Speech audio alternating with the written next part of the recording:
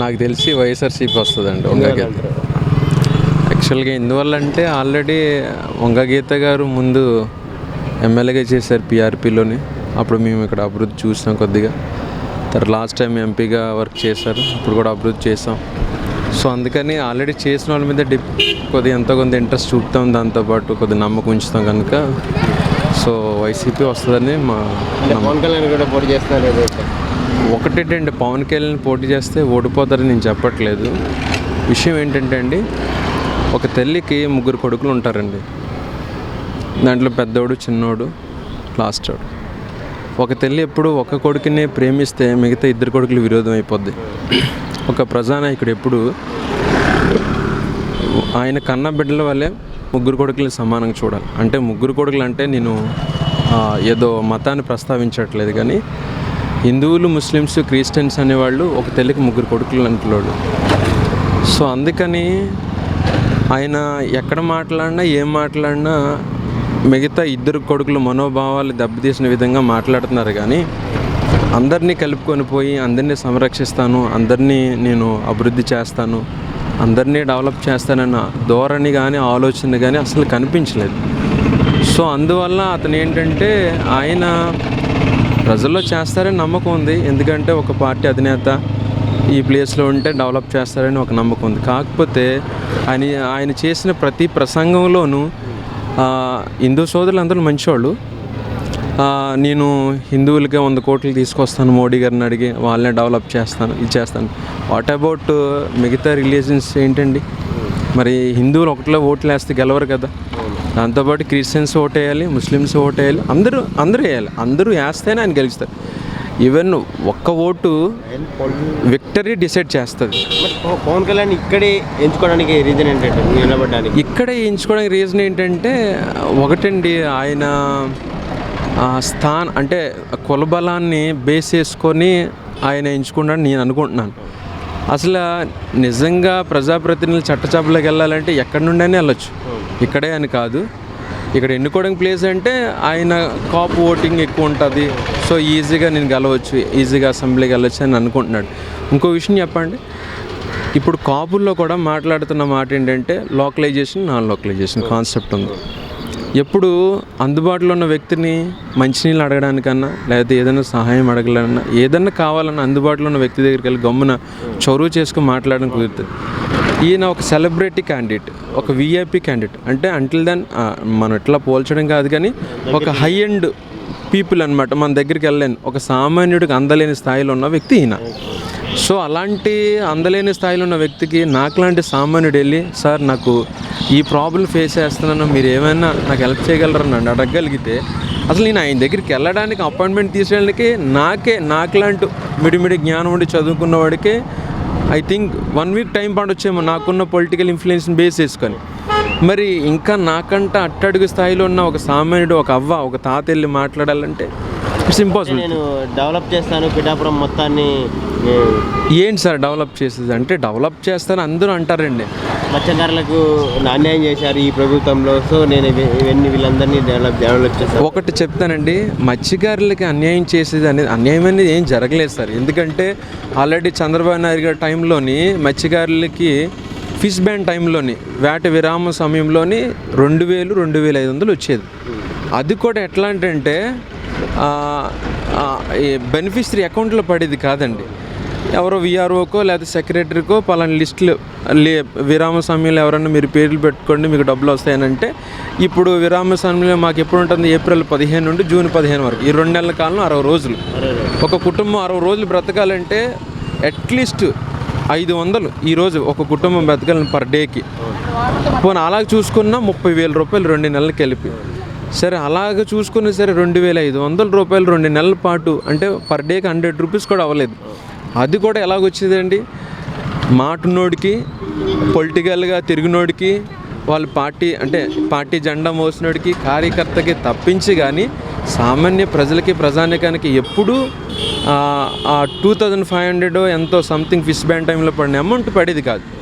ఇప్పుడు జగన్మోహన్ రెడ్డి వచ్చిన వెంటనే చెప్పాడు, మేనిఫెస్టోలో చెప్పాడు. అంటే నేను పార్టీ కొమ్ము కాసి మాట్లాడట్లేదు, అసలు చేస్తాడో లేదో తెలియని వ్యక్తిని నమ్మడం కన్నా చేసిన వ్యక్తిని నమ్ముకోవడం మంచిదని నేను అంటున్నాను. అది నా ఆలోచన, నా ఇంటెన్షన్, నా ఒపీనియన్ నేను చెప్పానండి అంతే. సో జగన్మోహన్ రెడ్డి గారు మేనిఫెస్టోలో పెట్టిన వెంబటనే 10,000 రూపాయలు. ఇంకోటి అండి, చంద్రబాబు హయాంలోని ఈ 2,500 రూపాయలు ఫిష్ బ్యాండ్ టైంలో ఇచ్చే అమౌంట్ ఎప్పుడు వచ్చేదండి? ఫిష్ బ్యాండ్ టైం అయిపోయి జూన్ 25 లోపు మాకు ఇవ్వాలి, ఫిష్ బ్యాండ్ 15 లోపు ఇవ్వాలి.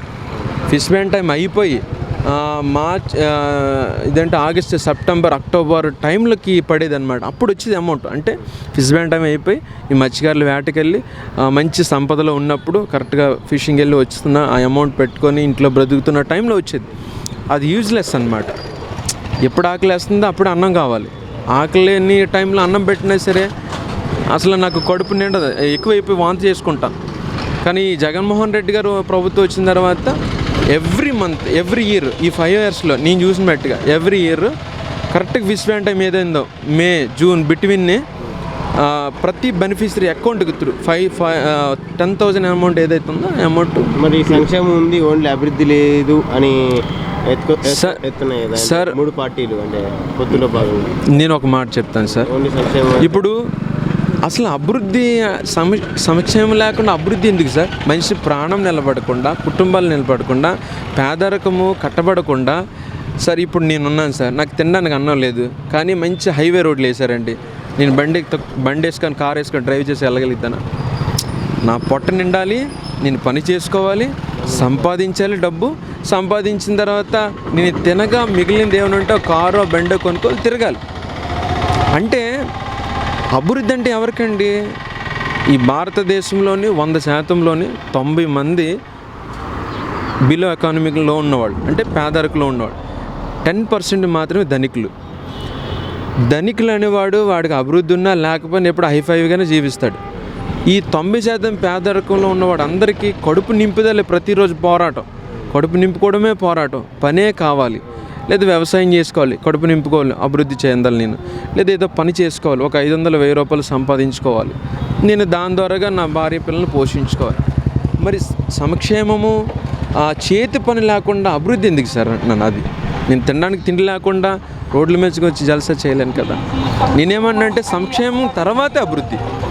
నా కడుపు నిండిన తర్వాతే కదండి. ఇప్పుడు ఉదాహరణకి నా కడుపు సమృద్ధిగా నిండితే కదా నేను ఇంట్లోని ఏసీ కొనుక్కుంటాను, ఫ్యాన్ కొనుక్కుంటాను, లేకపోతే ఫర్నిచర్ కొనుక్కుంటాను, ఇంకా డెవలప్ చేసుకుంటాను. కడుపు నిండుకుంటా ఎవరండి? ప్రభుత్వం, వైసీపీ ప్రభుత్వం తిండి పెట్టి సోమరులు చేస్తున్నారు సార్. తిండి పెట్టి సోమరులు చేయడం కాదు సార్. ఇప్పుడు ఫిష్ బ్యాండ్ టైం ఉందండి, మత్స్యకారుల ప్రాంతంలో నుండి మాట్లాడుతున్నాం కాబట్టి ఫిష్ బ్యాండ్ టైం ఉందండి. ఈ ఫిష్ బ్యాండ్ టైంలోని కనీసం పని చేసుకోవడానికి చిన్న బోట్లు కూడా సముద్రంలోకి వెళ్ళనీరు.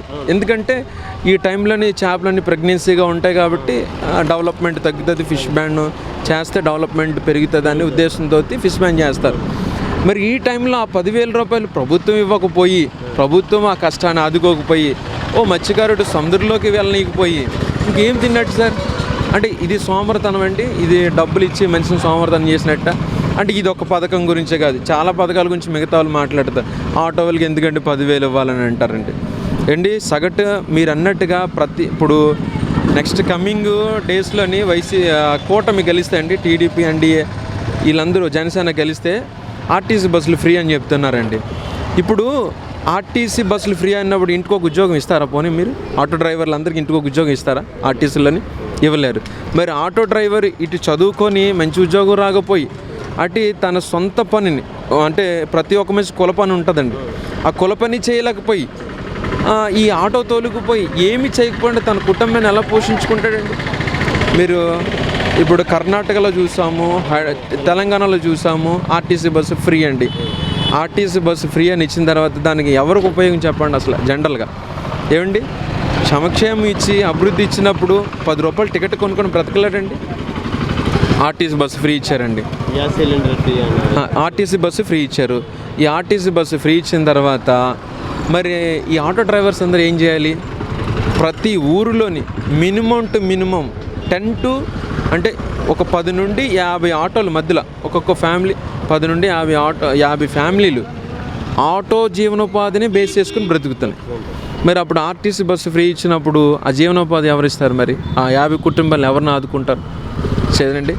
ఇప్పుడు మొన్న మనం చూసాం ఇదేంటండి పెన్షన్ ఏండి 4,000 చేస్తా అన్నారు మరి. అది కాదు 4,000 చేయడం కాదండి. ఇప్పుడు వాలంటరీ సిస్టమ్ వచ్చిన తర్వాత అవ్వాతాతలు వృద్ధులు ఉన్నారు, అవుటి వాళ్ళు ఉన్నారు, చాలా భయంకరమైన వ్యాధులతోటి భయంకరమైన పరిస్థితిలో ఉన్న వాళ్ళందరూ ఉన్నారండి.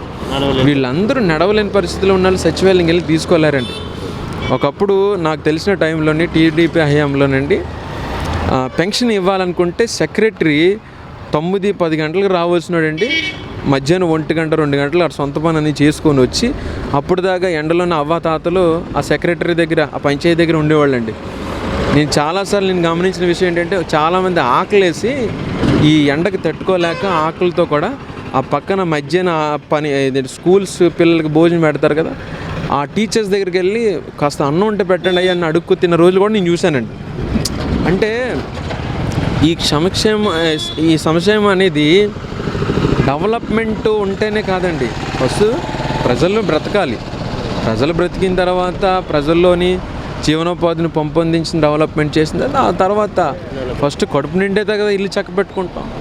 కడుపు ఈ 5 సంవత్సరాలు జగన్మోహన్ రెడ్డి గారు ప్రజలు కడుపు నింపాడండి. నెక్స్ట్ కమింగ్ సెకండ్ టైం మనం అవకాశం ఇస్తే అప్పుడు డెవలప్మెంట్ మీద ఫోకస్ చేస్తారని నా ఒపీనియన్.